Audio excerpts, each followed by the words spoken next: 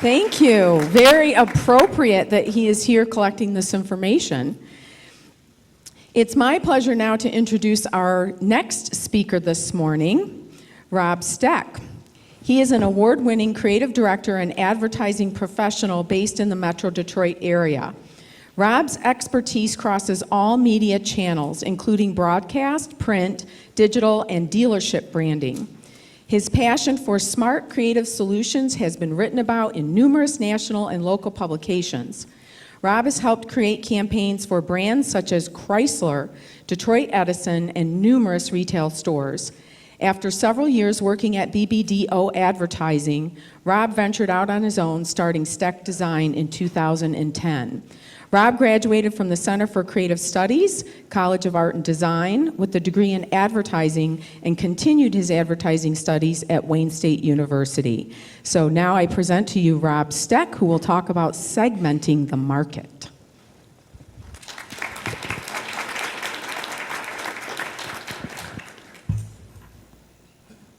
Yep, I got this right here. What's that? Hello, hello? Can you hear me? Guess you can.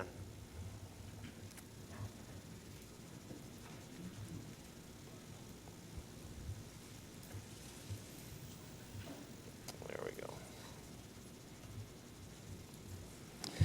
All right.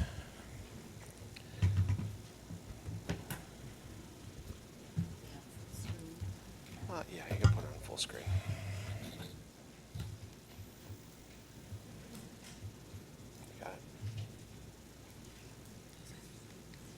All right, what we're going to do today is, first what we're going to do is identify the markets by generations.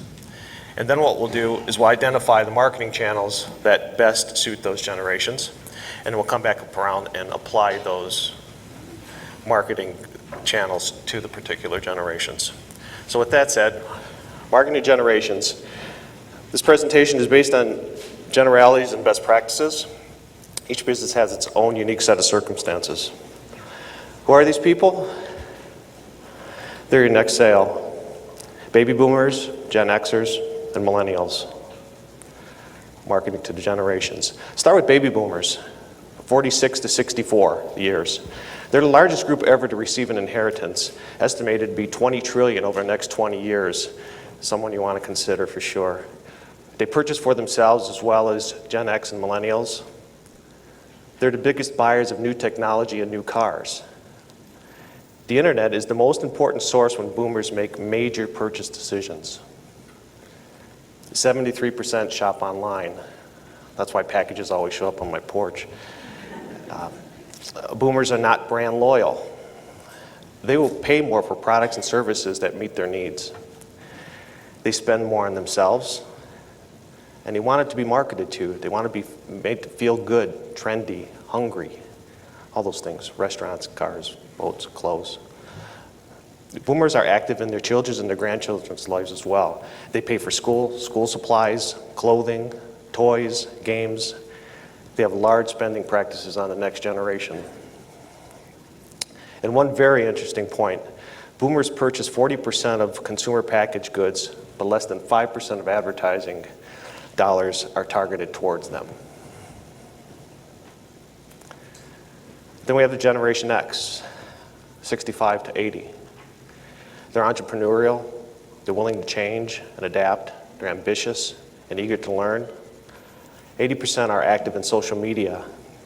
Brands should use this to reach those people. Generation Xers are nostalgic. If you remind them, they will come. If you're watching TV right now, you'll see car companies, they use Hollywood celebrities driving around talking about their past and how they got to where they are, nostalgic. You see beer commercials rejuvenating old footage from the 70s, reintroducing products to this generation, nostalgic. What's the background music? 60s and 70s rock and roll.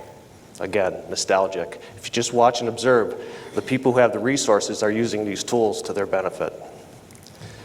They're entering their peak earning years. 80% are online.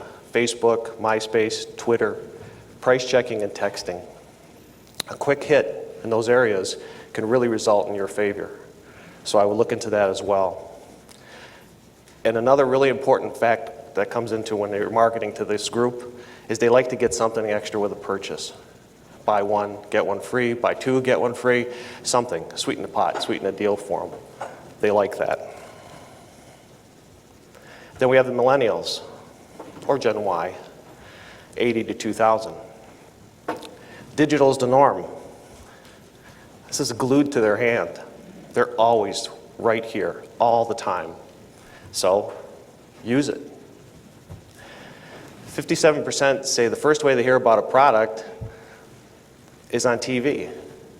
26% watch more than 20 hours a week.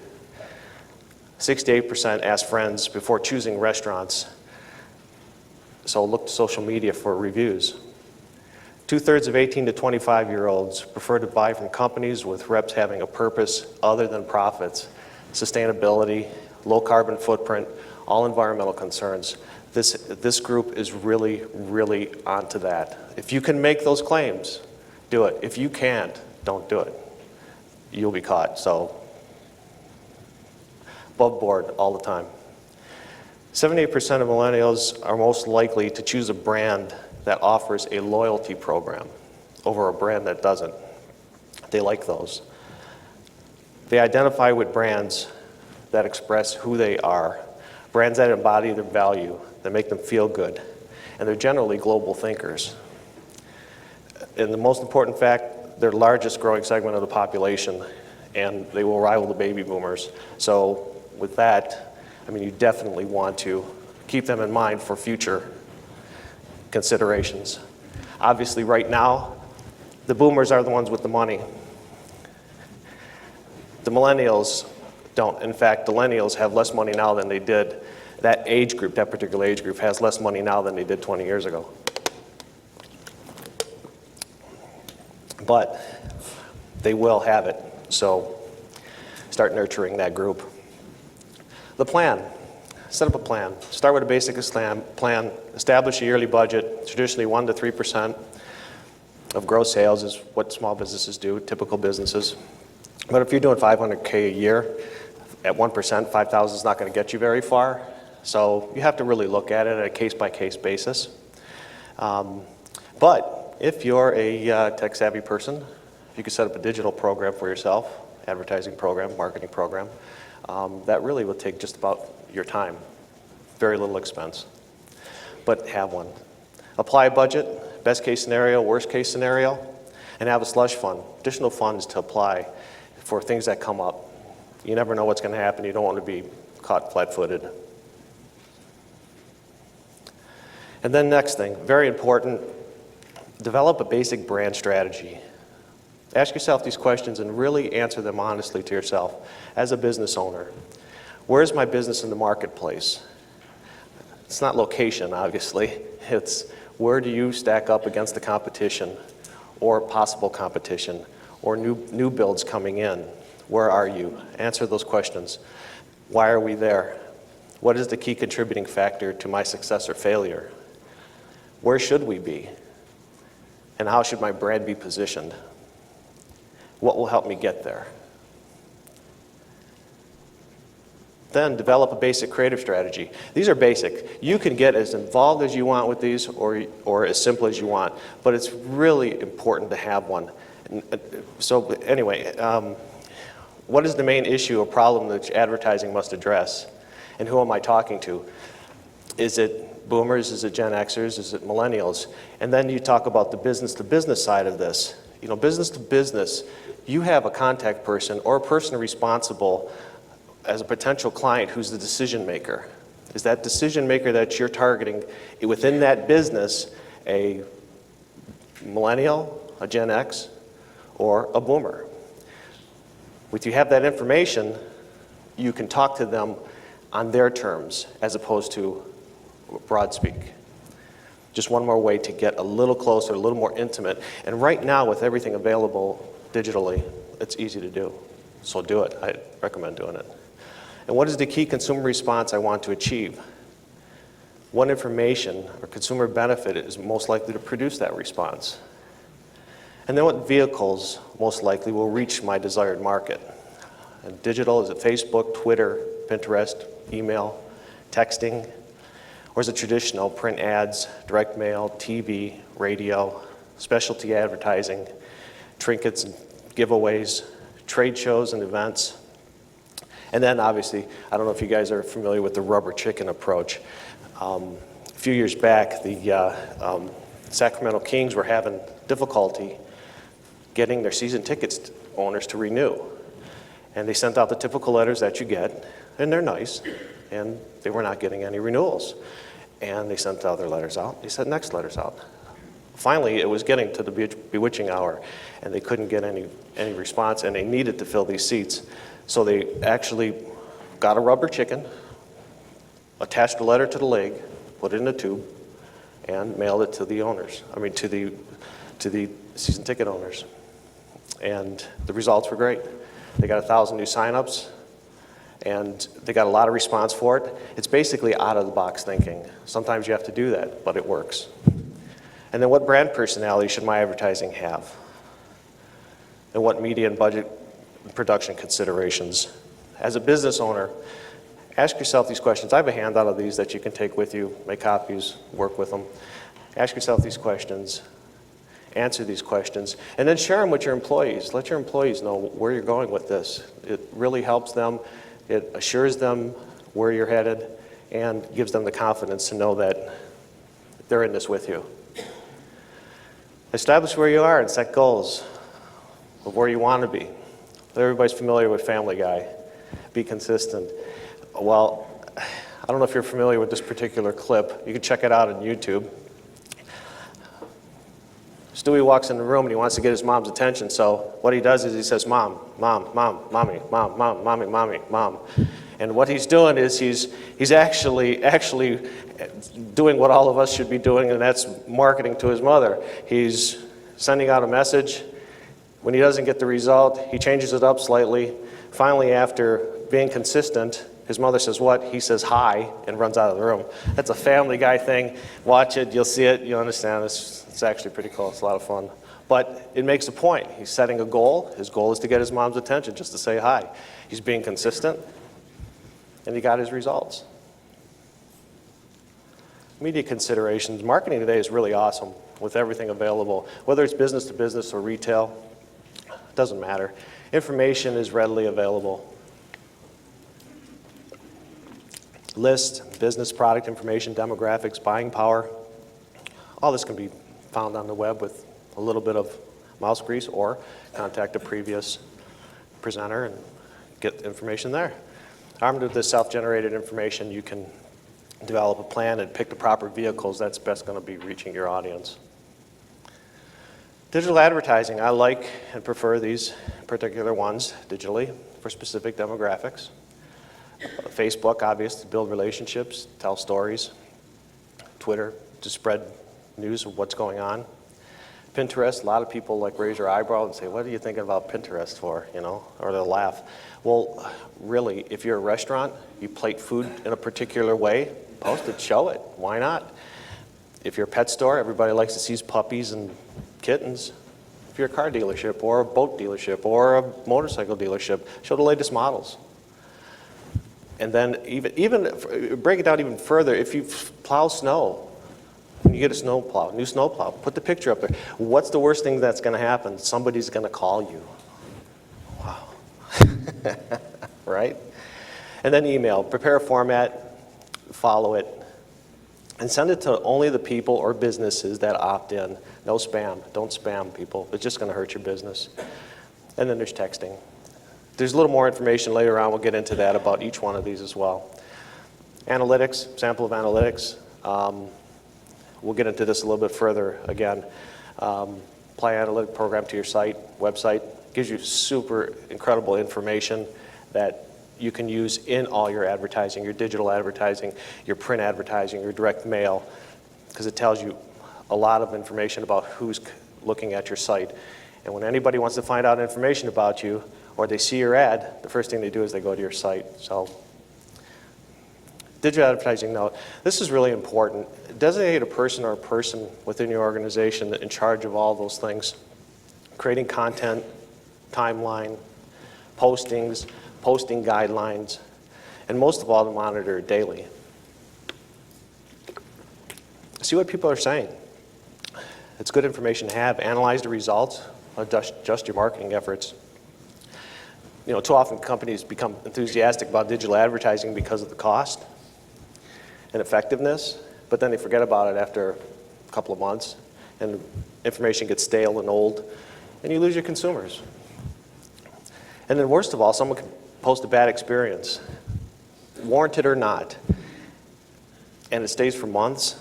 It can do untold damage to your satisfied customers and potentially new customers.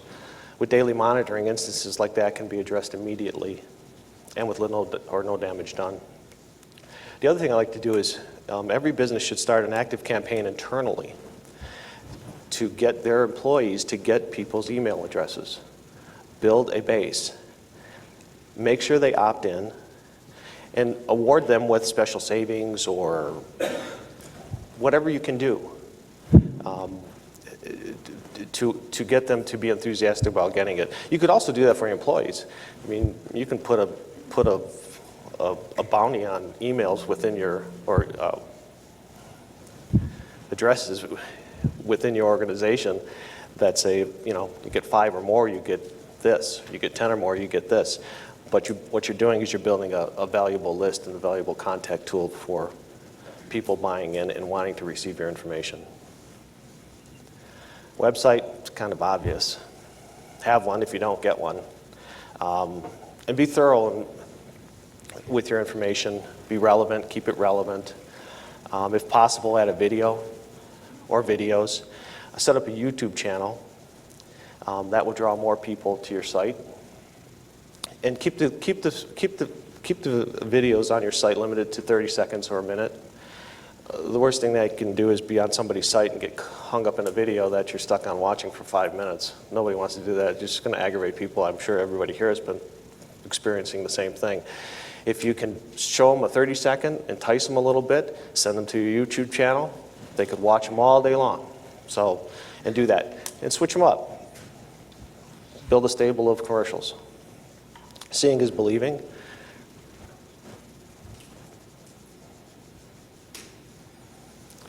SEO and analytics. Search engine optimization, obviously, probably know that, should.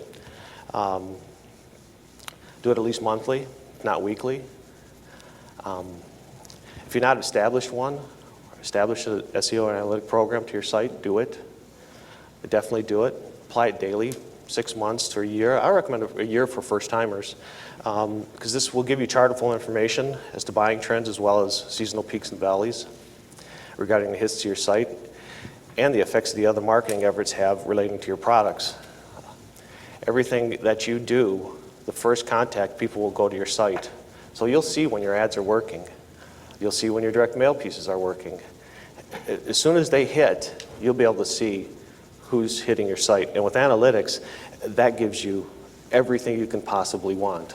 I mean, if people are familiar with analytics, obviously there's a group, quite a few people who probably do, but so do it, set it up, have it, and again, it's valuable information. It tells you who's hitting your site, tells you if they're male, tells you if they're female, tells you when they're doing it, tells you how far they get into it. You name it, the information's there. It's a matter of reading it and understanding it, and then applying it to all your other efforts. Remarketing campaign. Remarketing campaign targets users by matching their search queries to a buyer behavior profile. Basically what that is a tracking pixel is placed anonymously and it follows your audience all over the web. So later on, when that pixeled visitor browses the web, the pixel will let your retarget provider deliver an ad. And they're banner ads. They look like this. That's just an example. That's not an example of a good one or a bad one or whatever. They're just horizontal, vertical, square. But it's a very good thing to do. Some remarketing best practices. Use frequency caps. Frequency caps basically is what it is, what it says. Is it just caps off the amount of times you're going to contact a customer. So you don't overwhelm them. You don't want to overburden them, or actually you don't want to tick them off either. And then a burn code. A burn code will kick out a potential advertiser after they make a purchase. You could keep them in the system with other products was what I would recommend. But once they make a purchase, you're not hitting up at the sale of the same product.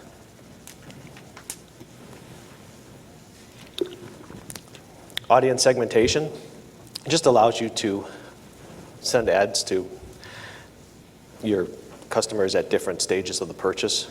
Demographics and geographic contextual targeting, that's pretty basic. It's if they're not interested in your product or they don't have an interest in your product, why spend the money to send something to them? If they're never going to buy it or they're not in the market, if they're not a boomer or Xer or millennial, then no point in targeting them. Setting through conversion windows. That's for branding. Even if by some reason somebody sees your ad and they're not interested, but they still will see your brand. So you are, regardless, you're still building branding along the way. So it works for all phases. Single provider retargeting.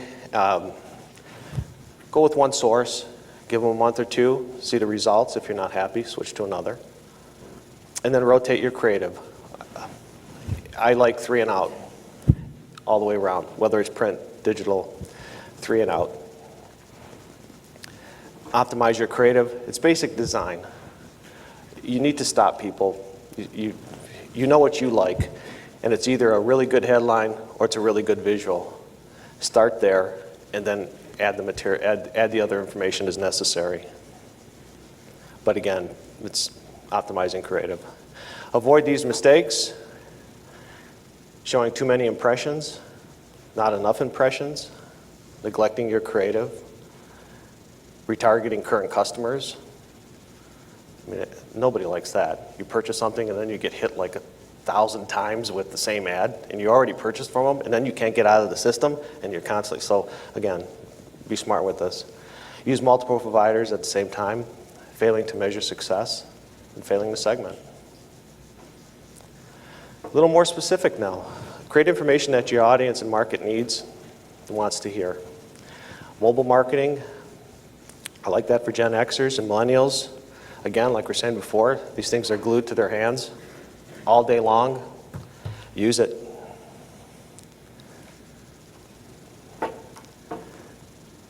Text messaging.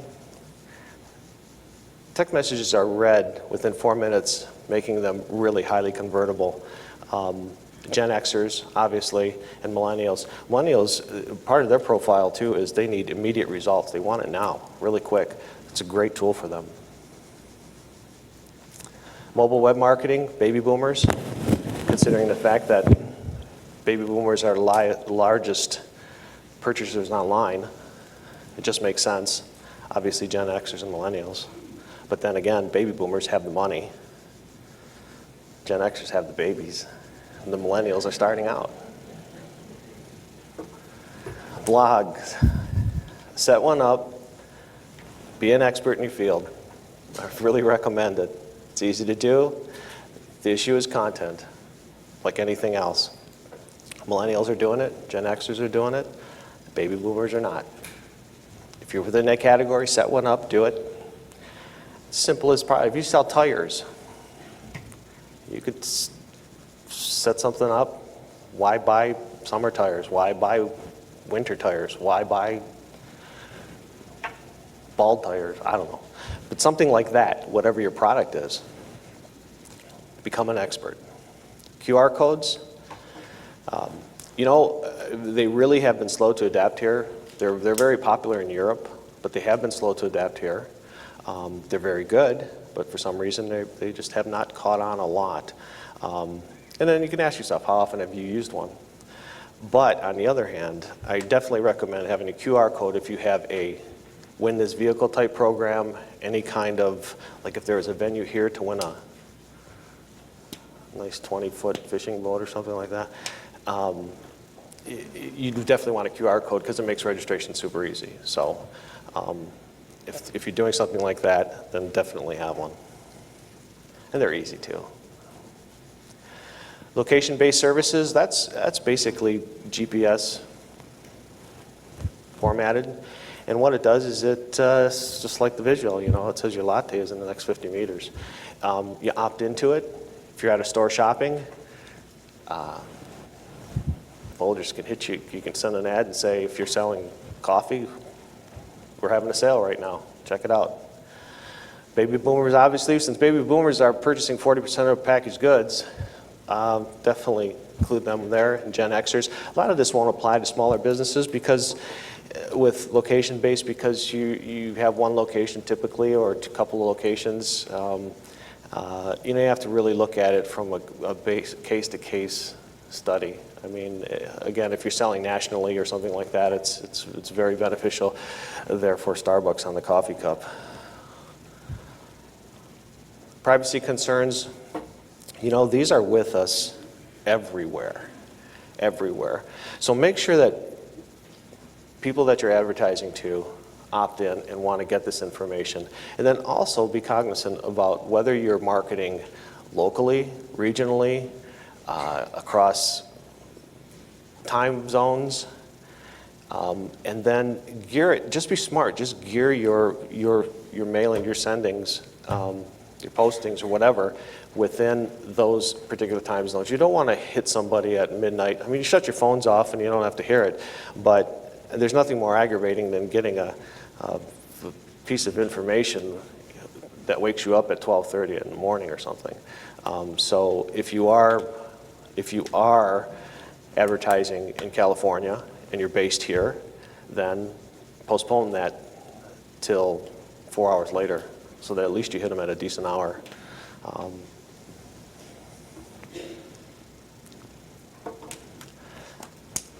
Cross-channel marketing. That's the ultimate goal. Have a presence everywhere. It's only going to do you good. But again, it's not achievable to a lot of businesses for a lot of different reasons. And you may have super success in one or two areas, but again, that's kind of the ultimate goal. Also, with this, if you're doing print, if you're doing direct mail, and you're doing digital, design for digital first. It translates easier to print. Everybody right now in the business is converting all their print to digital. And if you have, just as an example, if you have a return form on this piece of paper that you can fill out and write it in, and you got to get it to fit on this, you can see where the issues can arise. So if you start here, then you could format it to print. The other thing with that is it keeps more of a continuity of your look and your branding. So again, think digitally, then apply it traditionally. And then come back around to recap. I would look to baby boomers right now. They have the money. Look for a quick hit. Boost the numbers up for yourself. Web, mobile, and cross-channel. Again, your product is going to determine where you want to be or where you want to start to focus. Work on the strategy and work on the brand strategy, the creative strategy, and a brand strategy, and that will determine what vehicles you want to use. At the same time, look to the millennials, who are the largest market segment right now, or growing segment. Obviously, mobile, web, all social media, cross-channel, and with the millennials, I would definitely include some sort of loyalty program. They like those things. It's what they're looking for. So if you can do it, if you can think of a way to do it, if there's something that you're selling or your service that you're providing that you can get a loyalty program going, do it. And then the Gen Xers, and they're looking for a deal. Again, mobile, web, all social media, cross-channel, and then with them, have a deal, some sort of a deal. Buy one, get one free if you can, or if it's a service industry, sweeten the pot. Obviously, the products and the services you offer will point you into the markets, segments that most likely will purchase from you or what you're selling. That pretty much does it for me today. I think I'm under my time, so got about 10 minutes. Any questions? Questions?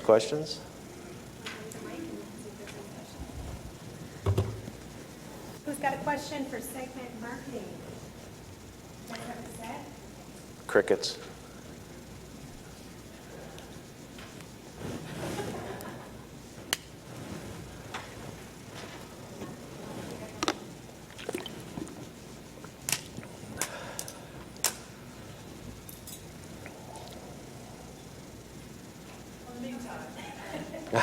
My question is, you talked about boomers have a lot of money now, and millennials are growing in population coming up. Yes.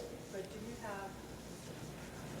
have kind of do you have to share with the audience about the difference between the dollars that boomers have now versus the dollars millennials have now? Yeah, we definitely do. We'll just head right back to the beginning. Those are some of the facts that I didn't talk about.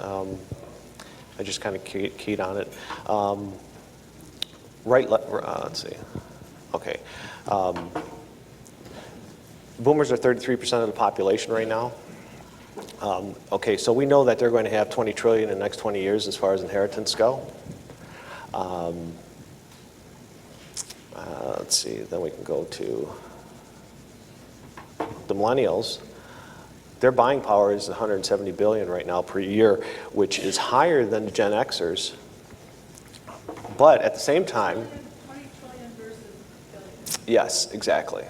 Right now, the millennials right now, they're worth 35% less, or 68% less than they were 25 years ago, that same age group. They're really getting hammered. I guess the millennials here know that.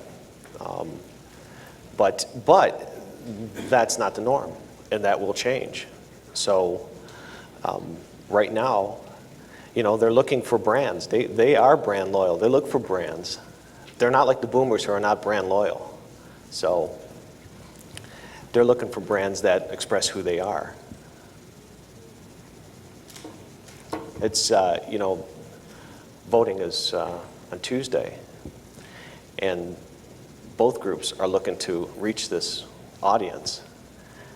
One is more successful than the other, but one is a lot more digital than the other as well. So it's really interesting to watch. But they are loyal. They are brand loyal. Any other questions? Other questions? No? Show of hands, who's already segment marketing as I'm walking over to the question? Raise your hand if your business is already doing this. A few of you. So we've got some room to grow here. Okay. John, thank you. Are we able to get these slides? Sure. Yeah. I can email them to you. That's no problem. Yeah. I'll get your contact information. Well, that was easy. Question over here? Anyone else?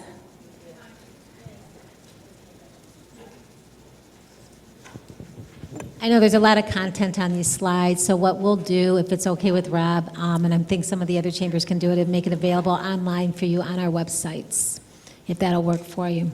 Because there is a lot of content, so I'm sure you want to dissect it a little better and apply it to your business strategy. It's kind of like non-traditional PowerPoint, Typically one or two words, then you talk a lot. But there was so much information, and okay, what I do, they're designed out a little bit nicely. They have a nice look to them, so that was part of the presentation as well. Wonderful. Can I have a round of applause, please, for Rob Steck?